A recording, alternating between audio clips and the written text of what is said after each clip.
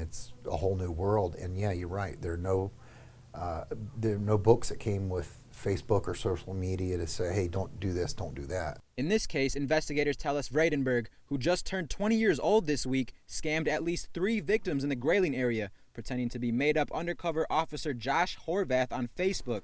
We are told victims gave Vredenberg a total of more than $10,000 to fund his undercover operation, and that he asked for and received inappropriate pictures from some of the victims. Our kids are probably the most vulnerable to it because they don't really have the social skills to deal with predators who have been out there. And this is a perfect place to stalk people and look for victims. Ayer says a victim came forward mentioning a Josh Horvath, a name he had never heard of. Be aware of who you're dealing with on social media sites.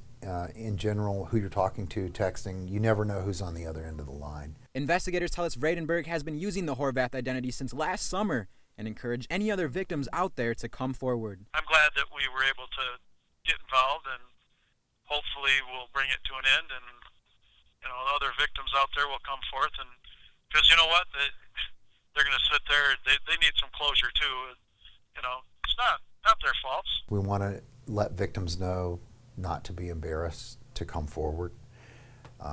Anybody can get scammed or conned at any time. There's nothing to be embarrassed about, but if anybody's had any contact with Mr. Vredenberg, who is posed as Mr. Horvath or Josh Horvath on Facebook, we urge those people to come forward. In Crawford County, Charlie Lapastora, ABC 29 and 8.